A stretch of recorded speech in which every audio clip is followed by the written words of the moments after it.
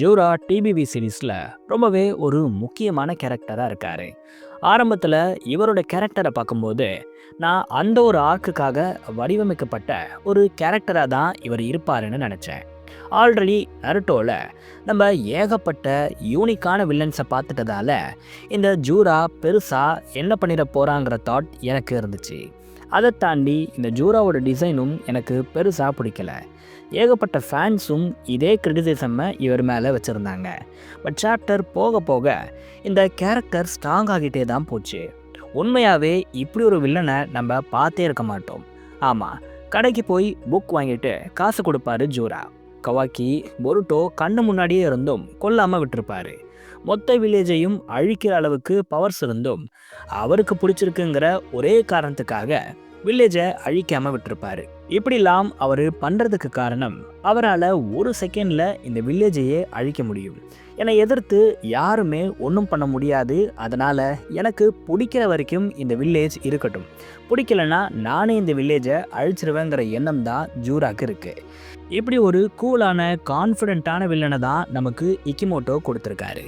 இது மட்டும் இல்லாமல் இவர் செம பவர்ஃபுல். எந்த அளவுக்குன்னா இப்போ வரைக்கும் இவர் அவரோட 10% ஆஃப் பவர்ஸை தான் யூஸ் பண்ணியிருக்காராம்.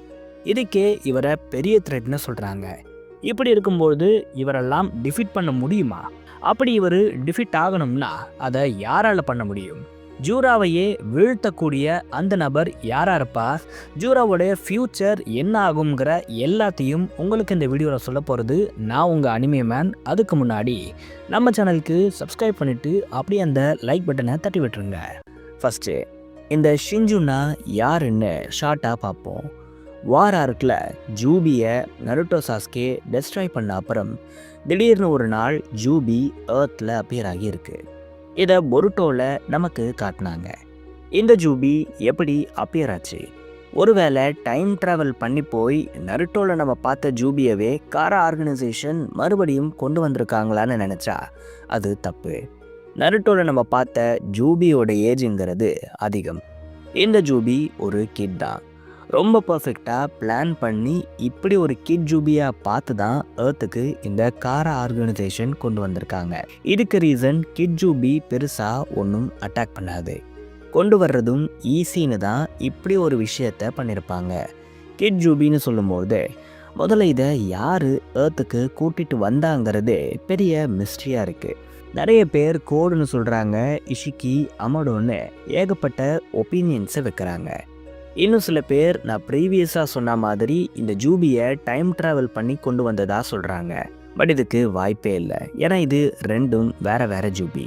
சில பேர் இது அமடோ பண்ண சைபாக்னு சொல்கிறாங்க. இதுக்கும் வாய்ப்பு இல்லை, ஏன்னா இதெல்லாம் டிவைன் ட்ரீஸ், டிவைன் பீயிங்ஸ்னு கன்ஃபார்ம் பண்ணிட்டாங்க. சரி, இதை இவங்க எங்கேருந்து தான் கொண்டு வந்திருக்க முடியும்னு பார்ப்போம். கண்டிப்பாக இதை இவங்க ஒட்சுசுக்கி ஹெட் குவார்ட்டர்ஸில் இருந்து தான் கொண்டு வந்திருக்க முடியும்.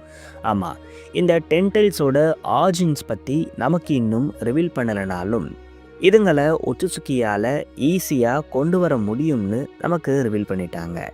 மொமோஷிக்கியோட இன்ட்ரோ அப்போ கூட ஏகப்பட்ட டிவைன் ட்ரீஸை காட்டியிருப்பாங்க. இது எல்லாத்துக்கும் இவர் டென்டைல்ஸை தான் யூஸ் பண்ணியிருக்கணும். இந்த டென்டைல்ஸுங்கிறது ஒட்சுசுக்கீஸ்க்கு ஈஸியாக கிடைக்குதுங்கிறத இது மூலமாக ரிவீல் பண்ணுறாங்க. பட் இதை இவங்க எங்கேருந்து கொண்டு வராங்க, எப்படி இதுக்கு இவ்வளோ பவர்ஸ் இருக்கிறத இவங்க தெரிஞ்சுக்கிட்டாங்கங்கிற எல்லா விஷயமும் நமக்கு ஃப்யூச்சரில் தான் ரிவீல் செய்யப்படும். இப்படி ஹெட் குவார்ட்டர்ஸ்லேருந்து ஜூபிஸை இவங்க கொண்டு வந்து ஒட்சுசுக்கி டைமென்ஷனில் வச்சுருக்காங்க. இதை வச்சு இஷிக்கி வேறு பிளானை போட்டிருப்பாரு. பட் அதுக்குள்ளே அவருடைய கதை முடிய கோடை அந்த ஜூபியை யூஸ் பண்ணிக்க சொல்லியிருப்பார் இஷிக்கி.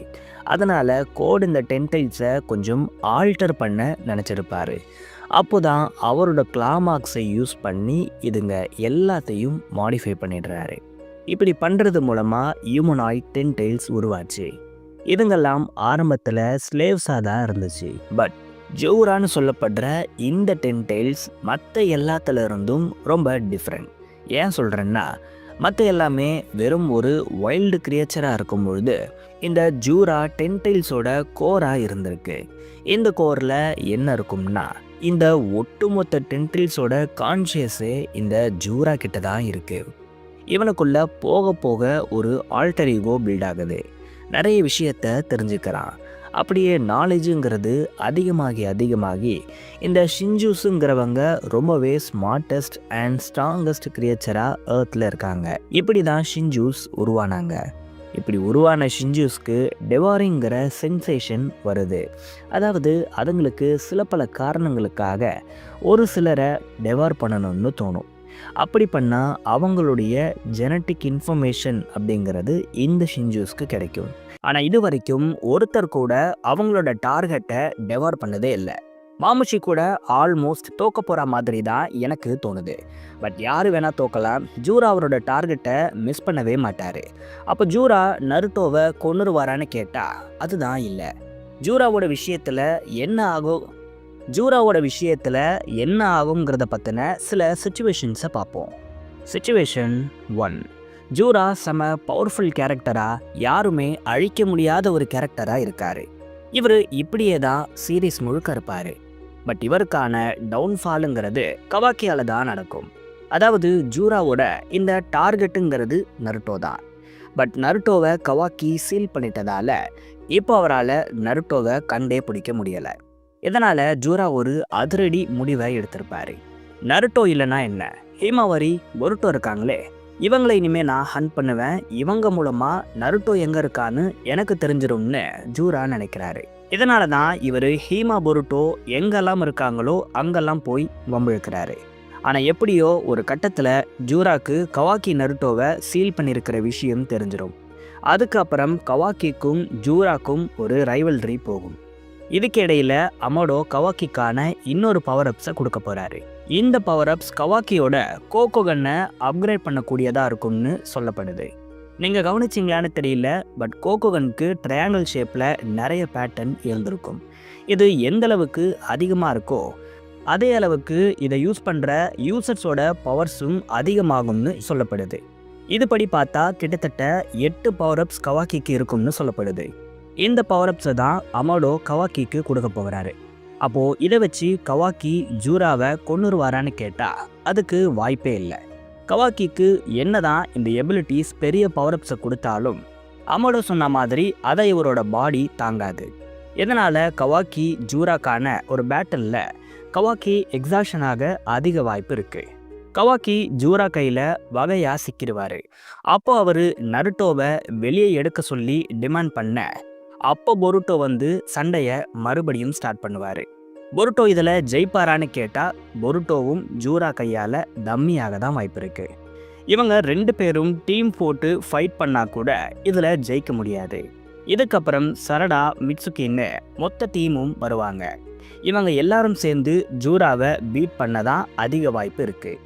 இப்படி பண்ணாதான் ஜூரா கடைசி வரைக்கும் ஒரு பவர்ஃபுல் வில்லனாகவே இருந்தாருங்கிற ஃபீலிங் எல்லாருக்குமே இருக்கும்.